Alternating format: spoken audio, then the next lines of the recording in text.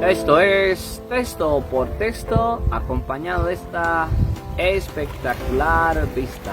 Bendiciones.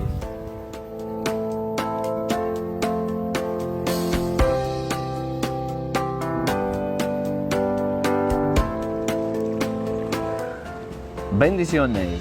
Esto es texto por texto.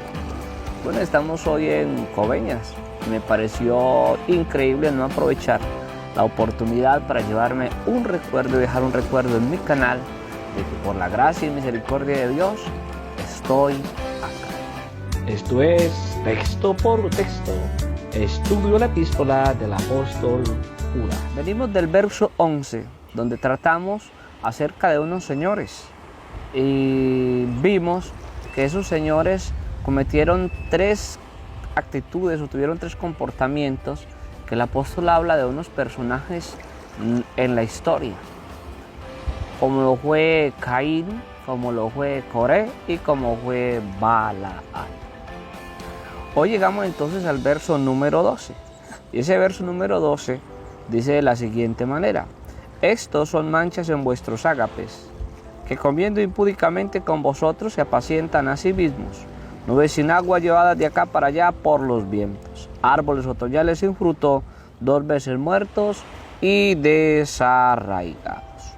El apóstol va a seguir hablando de esos soñadores. ¿Recuerda los soñadores de los que hablamos en el verso número 8? Recordemos que ha descrito sus prácticas, sus comportamientos, su procedimiento.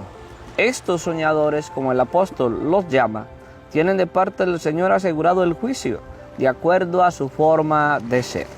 Lo último que el apóstol dijo de ellos es que cometieron 3 errores. O lo último que dijo el apóstol de estos soñadores fue que cometieron 3 errores. El primero, siguieron el camino de Caín. El segundo, fueron contradictores como Coré. Y el tercero, se lanzaron por lucro o cayeron en el lucro de Balaam. Acá lo curioso es que el apóstol insiste en que esos señores están en medio de los redimidos, como si fueran parte del pueblo, al punto que se reunían con la congregación para cuando el apóstol escribe esto, y esto se escribió por ahí entre los años 60, 70 después de Cristo. Se reunían en algo que el apóstol hace mención a él y dice que son ágapes.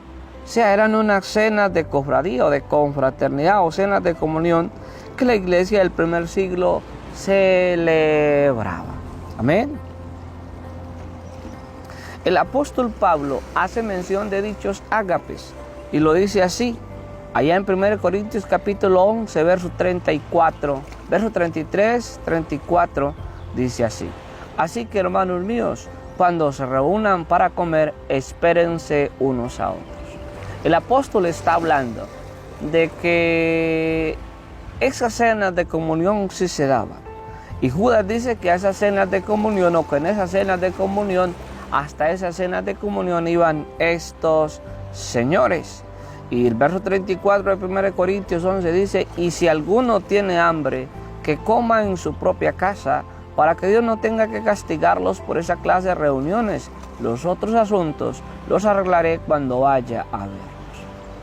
De hecho, el apóstol Pablo amonestó a la iglesia de su época por los abusos que se hacían evidentes en dichos ágapes. Y fue allí en donde esos soñadores hicieron su aparición. Tan evidente fue su aparición en dichos ágapes, que fue difícil no notar su presencia en medio del pueblo. Y es donde el apóstol Judas introduce su texto número 12 y empieza diciendo: estos son manchas en vuestros ágapes. El apóstol está diciendo: vea, ellos asisten a sus cenas fraternas y aunque intentan camuflarse en medio del pueblo, se notan como se nota una mancha oscura en medio de un vestido blanco. Y para la comparación, cabe muy bien en la comparación esta camisa que estoy utilizando. Es blanca, pero tiene una cantidad de muñequitos de colorcitos. Unos son azules, otros son negros. Los negros se notan. Entonces eso está diciendo el apóstol. aunque se camuflan, aunque intentan parecerse a ustedes, son como manchas, se notan, son como manchas en vuestros ágapes. Pero el apóstol nos va a describir porque es que su aspecto es el de una mancha, o qué es lo que los ha ensuciado así. El otro punto en este verso es que comiendo impúdicamente con vosotros se apacientan a sí mismos. Según el apóstol, estos soñadores no tienen el más mínimo respeto de aquello que es sagrado. El motivo por el cual están allí es sacar provecho del pueblo reunido, solo buscan sus propios intereses. Dice el apóstol, se apacientan a sí mismos. Recuerde que ese es uno de sus comportamientos. Aman el lucro, así como lo vimos en el verso 11, que siguieron o que cayeron en el lucro de Balaam. Aman el lucro y todo aquello que les traiga un rédito a ellos. No obstante, el apóstol nos va a hablar en un lenguaje metafórico y va a comparar estos señores con dos figuras un tanto lamentables. Esto es texto por texto desde este hermoso paisaje en el día de hoy.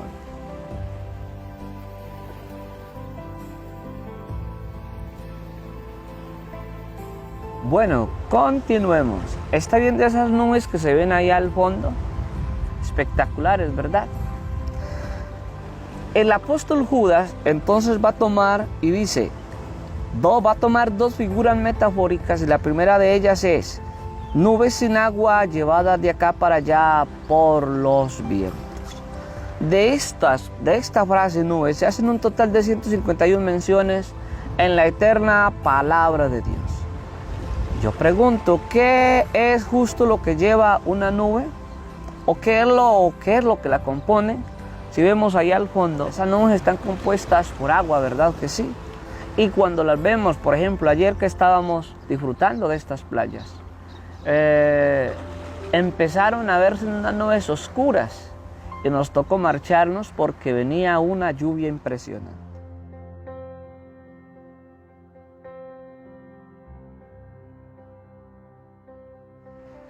Entonces las nubes traen algo, dan un anuncio, tienen algo para dar.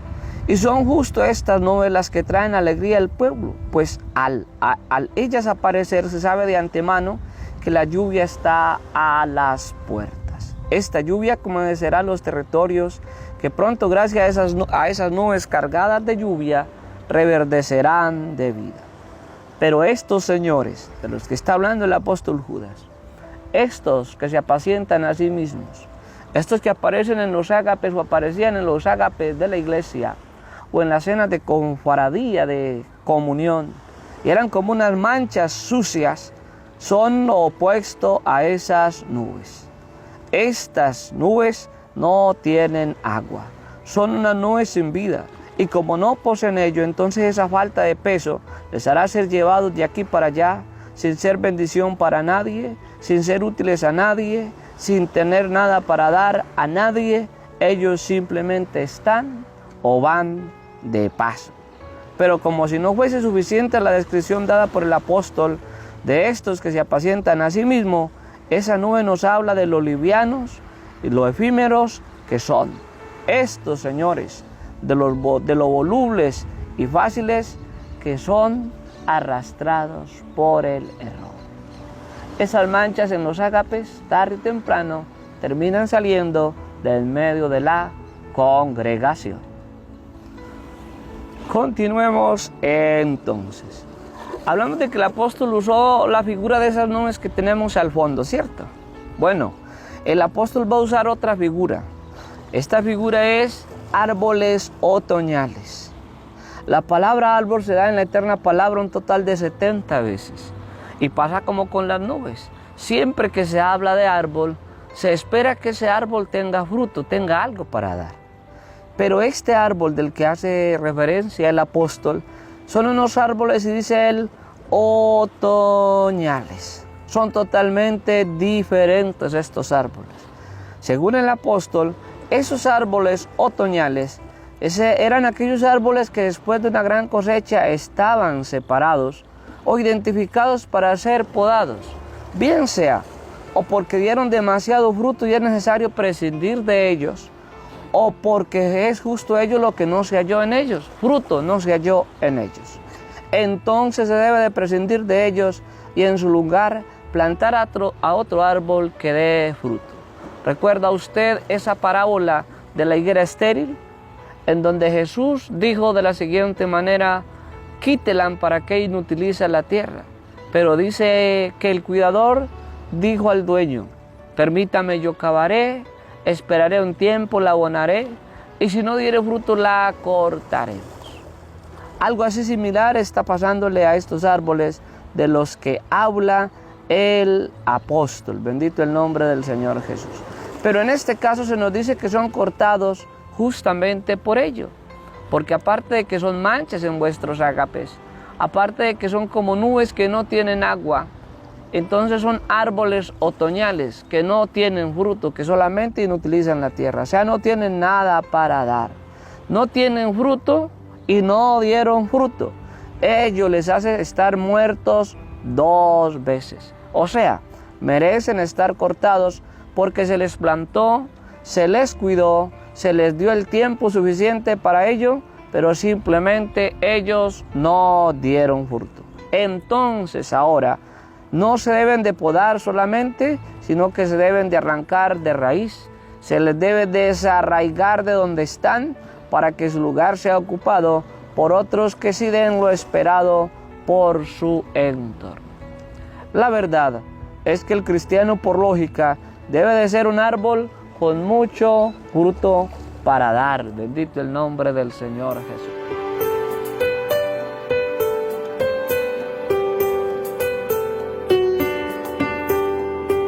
Mire, vea este lenguaje figurado o metafórico que usa el apóstol. Es de tener cuidado. El cristiano, usted si es cristiano, yo si soy cristiano, por lógica tenemos algo para dar.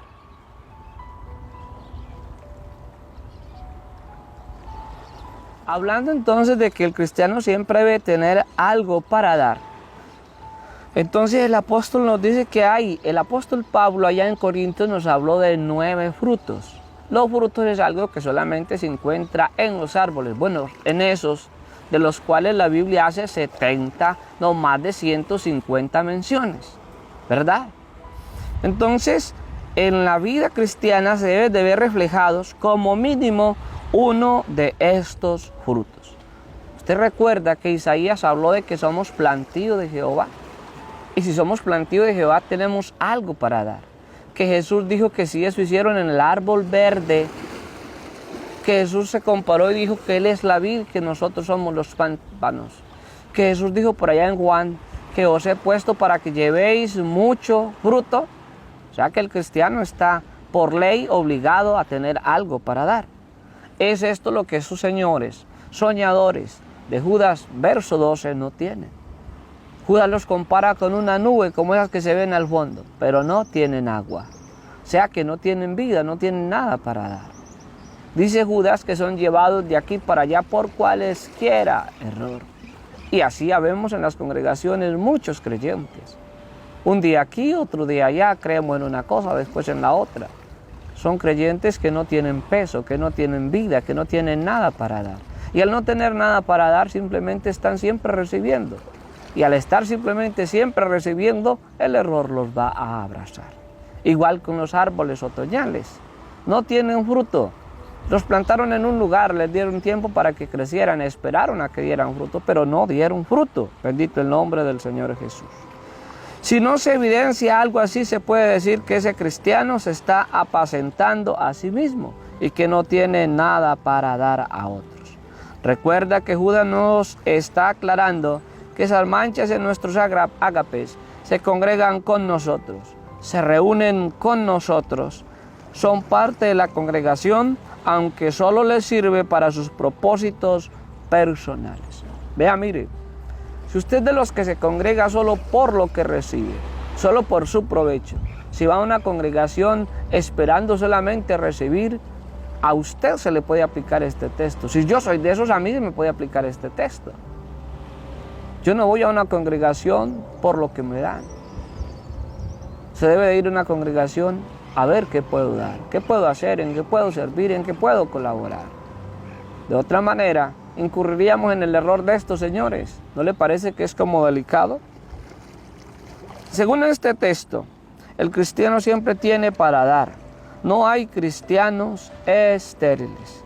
Cristo dijo de él mismo que él vino para servir. En otras palabras, Cristo dice, yo tengo algo para dar.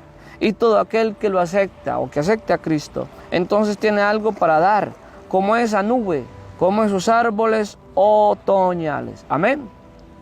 Nube pero con agua. Un árbol otoñal, cansado sí, pero de dar fruto. Se secó de pronto, pero de dar fruto, no de inutilizar la tierra. Amén. Bendito el nombre del Señor Jesús. Para el siguiente verso, que sería el 13, el apóstol nos aclara cómo se dejan notar estos señores en la congregación, y para ello el apóstol va a utilizar dos figuras como lo hiciera en este verso 12. En este utilizó nubes y árboles. Bueno, en el verso va a utilizar para hablar de cómo se comportan esos señores y cómo los puede uno descubrir de olas feroces y estrellas fugaces. Pero eso será parte de otro capítulo en esta serie que se llama Texto por Texto, acompañado hoy de este panorama excepcional. Bendiciones. Texto por texto. Una presentación de El Predicador. Suscribe,